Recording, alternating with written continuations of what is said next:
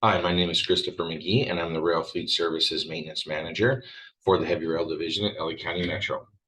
Today, I'm presenting my Capstone project on forecasting maintenance staffing levels for rail vehicles during expected useful life cycle and system expansion at LA County Metro.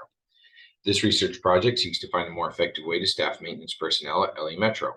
Researching internal sources has shown there are three different recommendations available within LA Metro. The recommendations do not suit the needs for the company during fleet expansion and broadening maintenance programs.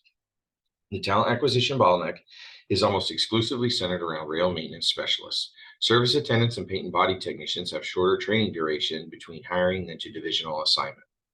The recommendations for raising staff requirements for the three different job classifications is to accommodate the increase in vehicle mileage, mechanical campaigns, component overhaul programs, different incoming fleet types, cleaning, graffiti abatement, and interior renovation. LA Metro has a unique set of circumstances where current maintenance staffing recommendations will not be able to support the expansion and multiple fleet types. This is a consequence of how maintenance specialists are hired and trained when compared to other crafts within the company. This is not a suggestion where the training system needs to be changed. The anticipated time between when the onboarding of a new maintenance specialist happens and when they are considered trained, then assigned to a rail division, needs to be factored along with the complexity of the fleet. To better understand staffing issues, I wrote a questionnaire and conducted interviews with 8 different agencies ranging from under 150 cars to over 400 rail cars.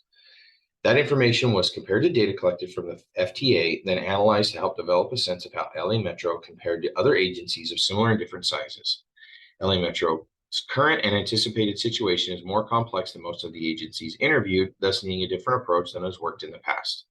Current levels for staffing recommendations will hinder proper growth when factoring LA Metro is currently experiencing.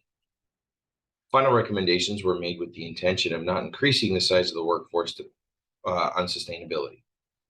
The first recommendation is increasing the number of maintenance specialists 1 year earlier than anticipated. This will help mitigate training issues that are inherent when adding new fleet types to revenue service.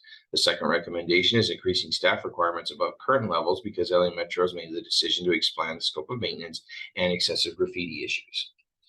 Overall, that decision is less expensive than contracting those tasks to outside vendors, but will need more staff to adequately cover training and expansion.